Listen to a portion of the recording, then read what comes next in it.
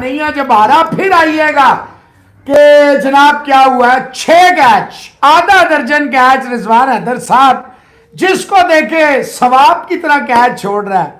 अब बहुआ तो मेरा ख्याल है खेलता है दूसरी टीमों के लिए अपनी। De Kock what a player is यार। देखो 30 साल की उम्र में ये जो नस्ली इम्तियाज है, ये जो पॉलिसी है, देखिए वहां है, वहां पे है साउथ अफ्रीका में, ये ब्लैक एंड व्हाइट का जो अजाब पड़ा है ये वहां पे है, जिसकी वजह से कई प्लेयरों को भागना पड़ता है, छोड़ना पड़ता है। बैक टू बैक दोनों मैचों में, पहले श्रीलंका और आज साउथ। देखिए कैच छोड़ा तो आपने छोड़ा, उसने तो नहीं कहा मेरा कैच छोड़ो। 2 कैच छोड़ दिए बहुमा के शुरू में, आखिर आउट हो ही गया वो, उसने कहा मैं जाता हूं। डिकॉक का कैच सबके, इंग्लिश ने छोड़ा, एबर्ट ने छोड़ा, स्टार्क ने छोड़ा, कमिंस ने छोड़ा, सब ने कैच, स्टोनिस ने भी एंड पे कैच, इंग्लिश भी कैच छोड़ रहा है। 6 कैच छोड़ के आप शुक्र करें कि ये एंड पे जो है ये 350 के तो लगा था ही था। डबल पेस पिच लग रही है, कुछ बालें जो है हमने देखा है। स्पिनर इनके देखिए, मैक्सवेल एक पार्ट टाइमर है, वो शानदार है। सबसे तगड़ा बॉलर अगर आप देखें ऑस्ट्रेलिया का तो मैक्सवेल है। 10 ओवर 48 रन, 2 विकेटें, सबसे कामयाब भी है।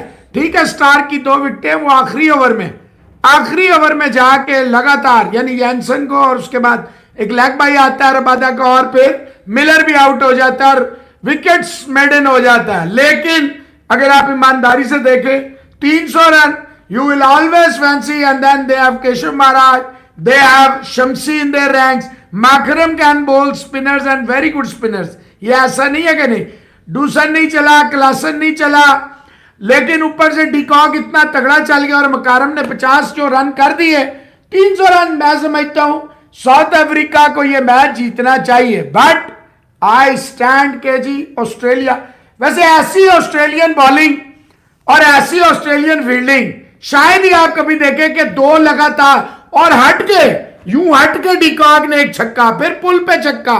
तो मतलब यू विल नॉट फाइंड कि हैजलवुड जैसा बॉलर T20 में छिक्के लग जाते हैं, वो आपको क्या बाई चांस होता है, लक होती है। लेकिन वनडे पूरी गेम है, पूरे छिक्के मारना इतना आसान, जिस तरह हैजलवुड पसीना पसीना नजर आया, जिस तरह कमिंस 70 रन कमिंस दे रहा है यार, ये मुझे यकीन नहीं आ रहा।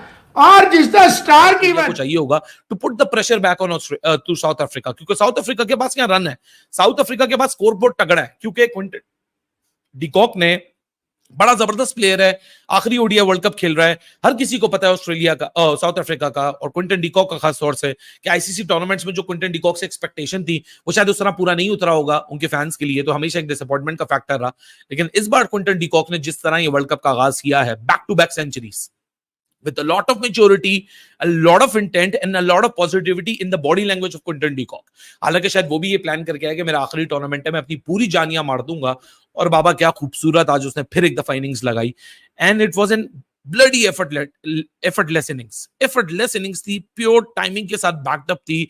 There was no rush of blood, there was no slogging, it was pure cricketing shots and how he found the gaps initially.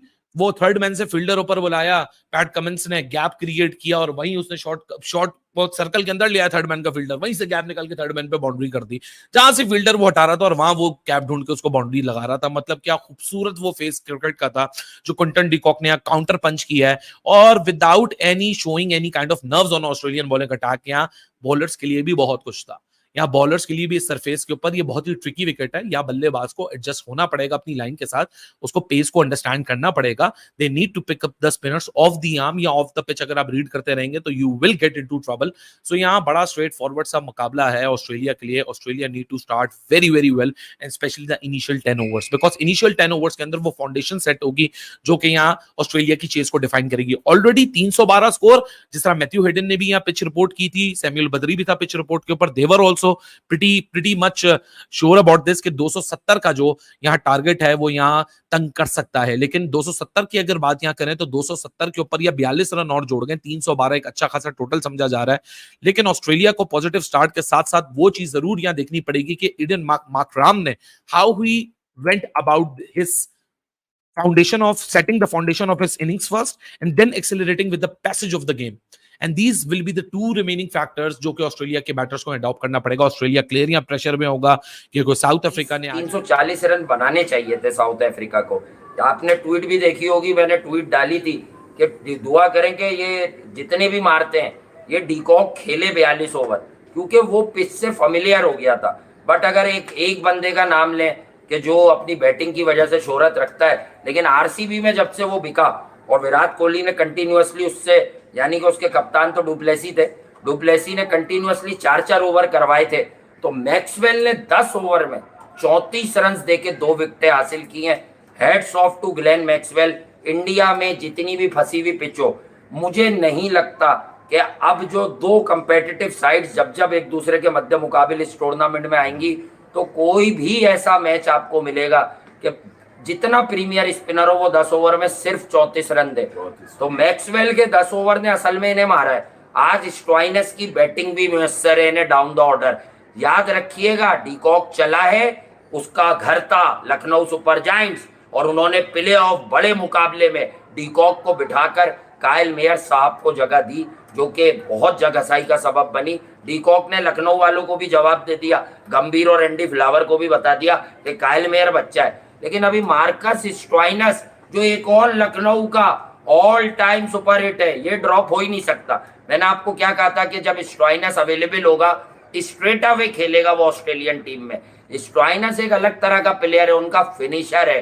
तो भाई साउथ अफ्रीका के पास भी ओनली चांस जो लगता है वो यही लगता है कि इस विकेट पे किसी को 30-40 बॉलें लेके सेट ना कराएं, जल्दी विकेट्स लें। 3-4 विकेटें ऑस्ट्रेलिया की अराउंड 100-110-20। लेकिन Quinton de Kock, oh my God, क्या चैंपियन की तरह बैटिंग करके गए हैं। 109 रन बनाए 2 मैचों में, 2 सेंचुरी उन्होंने लगा दी है। टेंटेटिवली मैंने 315 रन बनाए हुए हैं कि शायद इतने रन साउथ अफ्रीका बना देगी, लेकिन फिर भी ये रन कोई, आप ये नहीं कह सकते कि भाई आसान रन होगा चेस करना, या ये रन बहुत केक वॉक होगा चेस करना, ऐसा बिल्कुल भी नहीं होगा। और ये मैच इंटरेस्टिंग होगा। मुझे लगता है कि शायद साउथ अफ्रीका ने इतने रन बनाए हैं जहां से कि इनके गेंदबाज जो है सवाल करें। एसबी तिवारी जी का कमेंट आता है कि सर ये कह रहे कि मेरे 12 का हाफ ईयर एग्जाम चल रहा है एंड इसीलिए मैं आज आपसे दोपहर में नहीं जुड़ पाया था। सर प्लीज आप एक बार लखनऊ का पिच के बारे में बता दीजिए, एंड स्पिन फ्रेंडली है या बैटिंग फ्रेंडली है? बैटिंग फ्रेंडली नजर आ रही है भाई, अब तक तो बहुत अच्छी विकेट नजर आई है। कहीं से भी ऐसा नहीं लगा कि यहां पर सक्सेसफुल रन चेज नहीं हो सकता है, यहां पर 300 रन नहीं बनेंगे। विकेट बिल्कुल बदली हुई नजर आई थी। मैं भी एक बार घबरा गया था जब यहां पर मैथ्यू हेडन ने पिच रिपोर्ट किया था, उन्होंने कहा था कि यहां पर रन बनना बड़ा मुश्किल होगा, नहीं बन पाएगा रन। लेकिन आज देखें तो 300 से ज्यादा रन साउथ अफ्रीका ने अब तक बना लिए हैं। कुल मिलाकर के साउथ अफ्रीका ने अब तक 311 रन बना लिए, और ये रन कोई आसान नहीं है। मेरे ख्याल से ऑस्ट्रेलिया को चेस करने के लिए बहुत ज्यादा मेहनत करनी पड़ेगी। विकेट पर मुझे लगता है कि इवनली पॉइज्ड विकेट है, मतलब यहां पर गेंदबाजों के लिए भी है, बल्लेबाजों के लिए भी है। कोई ये नहीं कह सकता है कि यहां पर यार अब तो आएंगे और मजे में रन करके चले जाएंगे, मजा है यहां पर रन करना, ऐसा एटलीस्ट नहीं है।